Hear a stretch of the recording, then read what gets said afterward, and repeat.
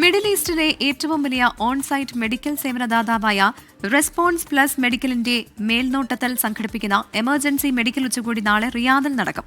Response plus medical സ്ഥാപകനും പ്രമുഖ വ്യവസായിയുമായ doctor Shamsheer വയലിൽ ഉച്ചകോടിയിൽ പങ്കെടുക്കും.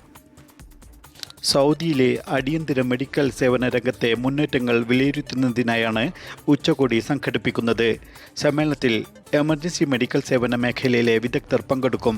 കഴിഞ്ഞ ഹജ്ജ് തീർത്ഥാടന കാലത്ത് മക്ക മെട്രോ റെയിൽ സേവനം പ്രയോജനപ്പെടുത്തിയ 3 ദശലക്ഷം ഹാജിമാരുടെ എമർജൻസി ആരോഗ്യ സേവനങ്ങൾക്ക് മേൽനോട്ടം വഹിച്ച സ്ഥാപനമാണ് റെസ്പോൺസ് പ്ലസ് മെഡിക്കൽ. ഇതിൻ്റെ മുന്നണിയിൽ പ്രവർത്തിച്ച ആരോഗ്യ പ്രവർത്തകരും വിദഗ്ധരും ഹജ്ജ് കാല അനുഭവങ്ങൾ സമ്മേളനത്തിൽ പങ്കുവെക്കും. റെസ്പോൺസ് പ്ലസ് മെഡിക്കൽ സ്ഥാപകനും പ്രമുഖ വ്യവസായിയുമായ ഡോക്ടർ ഷംസീർ വയലിൽ ഉച്ചകോടിയിൽ പങ്കെടുത്തുകൊണ്ട് ഭാവി പരിപാടികൾ വിശദീകരിക്കും. സൗദിയിലെ ആദ്യ സമഗ്ര എമർജൻസി മെഡിക്കൽ ഉച്ചകോടിയാണ് ഇതെന്ന് Saudi RPM CEO Baneesh Abdulla അറിയിച്ചു. 24 റിയാദ്.